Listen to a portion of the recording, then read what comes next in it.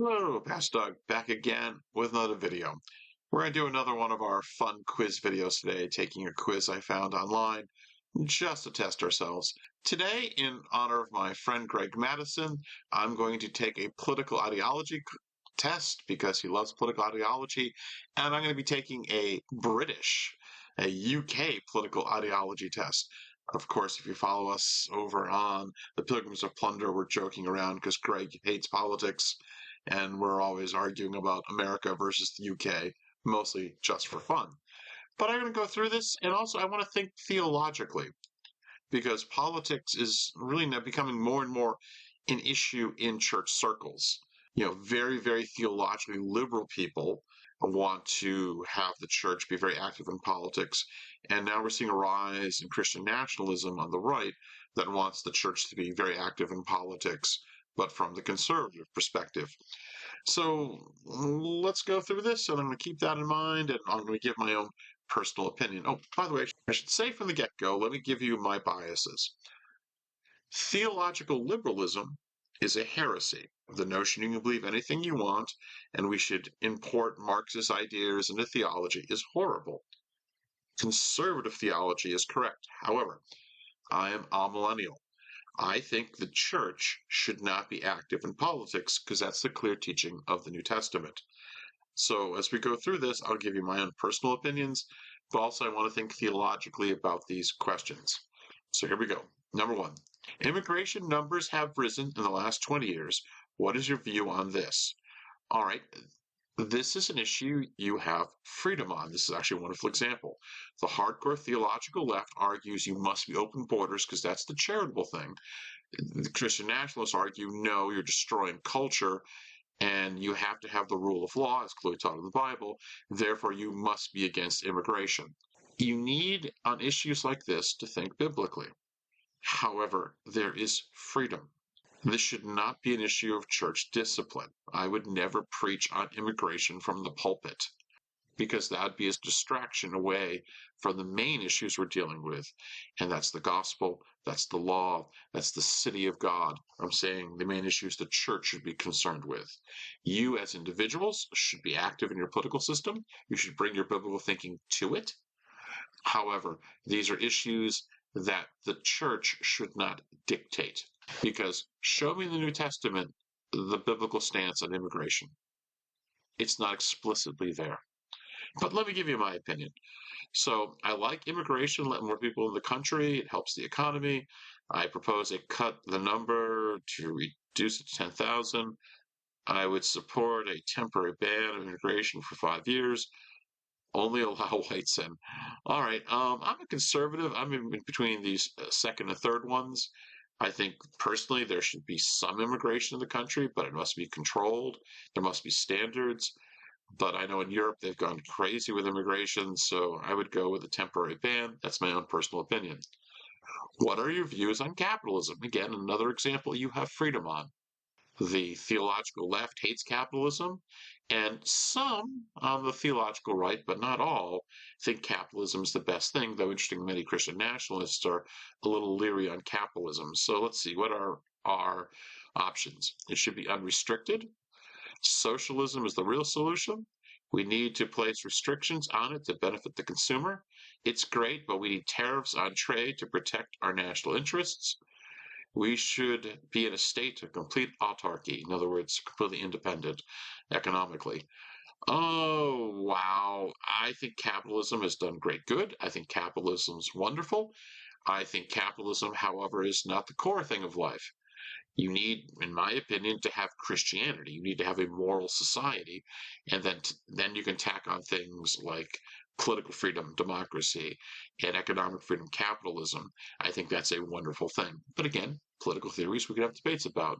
So I'm in between, yes, capitalism, but some restrictions. I don't know. We're going to go with benefit the consumer. We'll go with that one. All right, number 3. Do you believe that race is important? Yes, we should protect our race. It's our own. No, races mean nothing. No, but in culture is, and culture can have ethnic divides.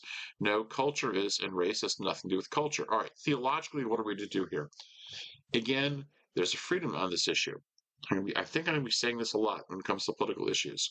The Bible clearly recognizes there is ethnos, so that there is race, there is ethnicity.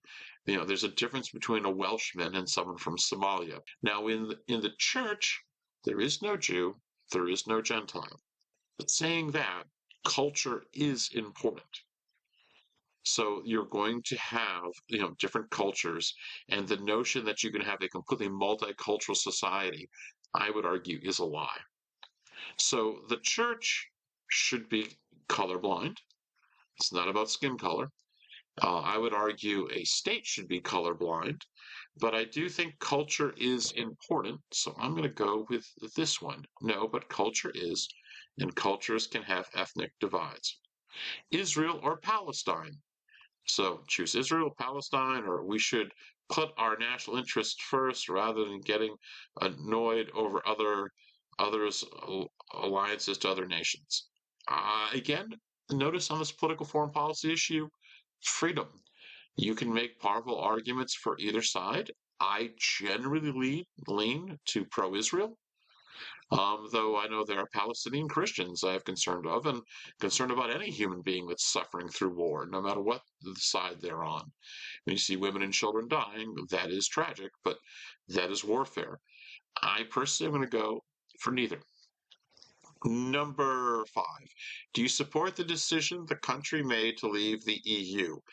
The UK left the EU several years ago. I agree with it. I am not a fan of multicultural, large organizations. I'm not a fan of globalism. So we have, do I support it? The answer is going to be yes. I'm not going to read all these. Let's look through them quickly. Dealing with capitalism. That's how democracy works. I hate globalism. I don't like bureaucrats. I'm going to go with I'm not a fan of globalism. I guess that's the one I'm going to be going for. Actually, no, I'm going to go with this one because I think England should make laws for England, or sorry, the UK, and not Europe. Number 6. What is your view of drug prohibition? Again, theologically, freedom on this issue. Now, obviously, you should not break laws if you're a Christian.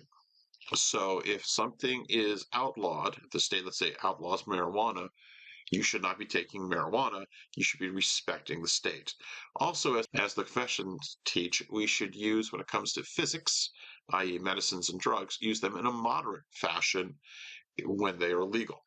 How you vote on this, there's some freedom. Personally, I think it should be outlawed. I have no problem outlawing things that are bad, but that's the Puritan in me. So I'm going to say I agree with keeping it illegal and enforce harsher penalties on dealers and users. I'm going to go conservative. What is your favorite voting system? Oh my, I'm having flashbacks to decades ago when I was a political science major. There's debates among political scientists about what's the best form of voting. Should it be first past the post? Whoever gets past the post becomes the persons that elected? Should you have a more representative system where even if you lose all the elections, if you have a certain percentage of the vote, then you get so many seats in the legislative body? There's various different systems, let alone doing away with democracy altogether.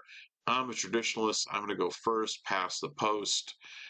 Which is the traditional English system that they currently have, as opposed to a more modern system where they try to let numerous parties in. Again, freedom. Number 8, should we all have the right to bear arms? Man, this is going to be a theme of this video. You have freedom. You can make biblical arguments either which way. And by the way, Christianity, the church, is to be apolitical because it can go into any system and function and focus on the most important thing, and that's the gospel and the worship of God and having a community of saints who dwell underneath God's law, whether we can have guns or not have guns. Personally, I like the right to bear arms. I think that's the better political argument.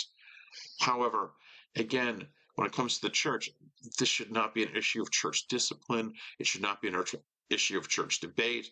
Again, churches that go political, make it, you're like, oh, you're pro-guns, you're evil. It's like, no, I have a right to freedom, bear of arms. That's where the church should come down. No, the church should be focused on other things. Again, I think we should have a right to bear arms. I agree with our founding fathers, the American version of that. Showing my Yankee side here, but again, careful with the politics. Are you religious? Easiest question here. Yes, I am a Christian. Number 10, one should always support the armed forces. Oh, that's interesting. Now, biblically, we're called to show respect and to obey political leaders. Romans 13, 1 Peter 2. Of course, if the government tells us to do something explicitly against God's law, we humbly say no and we take the punishment because we fear God more than we fear man. But the default position of the New Testament is clear respect for authority. So, should we support the armed forces? The answer is going to be yes, or most of the time from a Christian perspective. The answer is yes in the sense of respect. And by the way, let's say you're firmly convinced that you should lead a nonviolent life and you refuse to join the military because that's your deep Christian conviction, and you go to jail, you should still be supporting the armed forces by showing respect. Do you see the point? So in a democracy, though, of course, you can vote and say, well, we should cut the military if you think that, or not get involved in this war. But I'm going to define support in the broad sense, and that's yes, but there's sometimes it may be no, but within the rules of the New Testament. Now let's move on. Number 11. Regardless of political opinions, one should always side with their country. So yes, no, or most of the time, except for exceptional circumstances. I'm going to have to go with most of the time. Again, as we just talked about, Christians are called to show respect for the magistrate unless it's clear, and I mean very clear, that the state is demanding us to do something that is clearly against the new covenant. And then we passively say no, and we do not act with violence. I know a lot of modern Americans don't like hearing this, but that's the biblical teaching. Number 12. Do you think that communism is just as evil as Nazism? Yes. The answer is yes.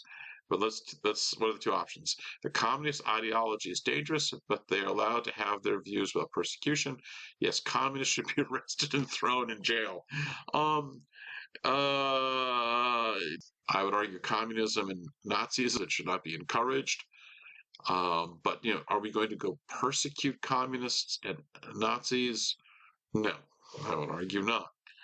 So let's move on. Should we have a burqa ban in the UK? I don't know where I come down on this one. Let's read. No, that would infringe on Muslims' freedom and expression of their religion. Yes, but we should also have a ban on other religious garments of the sort from other religions. Yes, it promotes a culture where women are second-rate citizens and can cause security risks. I don't, that first one, no. Yes, all the religious garments. I'm going to say no on that one. Not that I'm arguing that England should be an Islamic country. It should not. It's actually overtly a Christian. It's overtly a Christian nation. But if we allow Christian women to have freedom of dress, so shouldn't Muslim women? I mean, I don't know I can't think of a reason why wearing a burqa would violate any law in the Bible. So my answer is no. Should we bring back national service? I'm actually a no on this one, and this is my American liberal approach, classical liberal approach. I, that the state can force people to serve it makes me nervous. Now, if the state has that, you should serve the state. Again, going back with my Romans 13, 1 Peter 2 argument, but I like the idea of limited government, and why not go and serve the church? That'd be a better thing. Number 15. What is your opinion of trade unions? Oh, let me see. They fight for workers' rights, comrade. I like the comrade. They fight for workers' rights. They're pretty useful. They should be heavily restricted on what they can do. They should be abolished. They can be useful, but also a pain to the government. If workers want to get together and freely have their own trade unions, they can do that. I'm generally not a strong fan of unions. But again, notice the thing, you have freedom. This is not an issue that should come up in the church. You should again try to think biblically about these things. Can you make biblical arguments defending your position? But a freedom issue, again, I'm not a huge union fan because I'm politically conservative, but a freedom issue. Government surveillance is necessary to stop terrorism. No, it infringes on our personal freedoms. Yes. Wow, those are the only two options. I mean, I think it should be restricted, but by definition, a government is going to do some surveillance. So I wish there was a in between issue here. I'm going to say yes, but I wish there was a much more watered down version of the yes. Okay, what's next? Are you pro choice or pro life? This one's easy. I am pro life. Pro life in every circumstance. It is evil to kill babies. That is, I'll be honest, the Bible's very clear murder is wrong and life begins at conception. So I'm pro life. Do you support capital punishment? Yes, for whatever the government sees fit.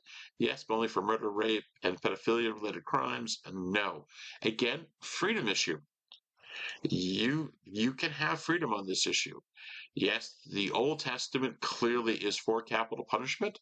The New Testament, kind of, though I know there are some theologians who argue against it from New Testament perspective. I'm kind of squishy on this issue. I've historically been against capital punishment, but I'm going to go yes, but for severe crimes. Do you support corporal punishment? Yes, it's actually in the Bible. Spare the rod and spoil the child. What is your opinion on Donald Trump from a British perspective? He's an authoritarian enough. The U.S. needs a fascist. He's not authoritarian enough. The U.S. needs a fascist leader. There we go. He's great. He's done great things for the economy. Love him for his immigration policies. He's a dumb buffoon. I don't like him as a person, but his economic policies are okay. Again, freedom on this issue in the church. If you want to vote for Donald Trump, fine. If you don't want to vote for Donald Trump, that's fine. When the church gets involved in politics, it just dumb things happen. Personally, I voted for Donald Trump. Um, he has some major flaws, and he has some major strengths. Yeah, I don't like any of these answers because I'm in between. He's great, and I don't like him as a person. I'm excited he won the election, so I'm hacked right now. I'm going to go with this answer. Do you support democracy in its current form? Yes. No. We need corporatism and a single party state. No. We need more direct democracy. Yes, but we need a government to have more power and a stronger leader. Actually, I love the English system. It's just the people in it are kind of weak. I think the English system is actually beautiful, but the country's become very secular, and that's the problem. And the people are more important than the system.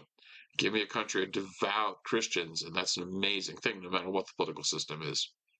Who is your favorite and most famous political figure of the following? Oh, this is going to be interesting. Oswald Mosley, very, very conservative. Jacob Rees-Mogg, I really like him. He's a conservative MP and just very English. Nigel Farage, the UKIP guy, no. Bannon, no. Pinochet. Jeremy Corbyn, is he still around? Vince Cable, I don't know who that is. Oh, John Locke. We're going old school, man. Real political theory. I'm a huge fan of Jacob Rees-Mogg. He's just so quintessentially English modern politician. I'm going to go with that. What political party do you support? Labour, no. BNP. Oh, see, I don't know. That's the British National Party. They're accused of being fascists, and the left accuses everyone of being fascists. So they're very conservative, but there is some fascist elements going on out there. I don't know if they are or not. So I don't know. BUF, they're gone. UKIP, they led the way. That's Farage's party. The Conservative Party, that's the big Tory party. They're really lame. Lib Dems, no. Liberal, no. For Britain, I don't know what that is. Huh. I used to subscribe to The Economist. I don't anymore, so I'm kind of behind. I'm gonna go with Tory, but they're so lame. But they're the big party, so we'll go there. Oh, we're done. See what happens. See what am I? I am a hot Jacob Rees-Mogg. I got his picture. Okay, that's good. So what are we? What political ideology are you? UK. I'm a high Tory. Absolutely. I feel good. You are a traditional conservative. Yes. You advocate more free market policies. Do I also appreciate the traditions of the UK? Christianity, or at least its role in society. Yes. You're a patriot. God save the Queen, but not a full-blown nationalist. Thank you. I am not a Nazi. You're most likely a supporter of Jacob Rees-Mogg. Well, you asked me to vote on that one. So let me see. National conservative, nationalist, national capitalist, right-wing populist, British fascist, good, that's low on the list. Classical liberal, social democrat, and democratic socialist. Yeah, no. So yeah, I'm a high Tory. Oh, that's awesome. Well, I hope you enjoyed this silly video. As always, Christ, grace, and peace to you all. Amen.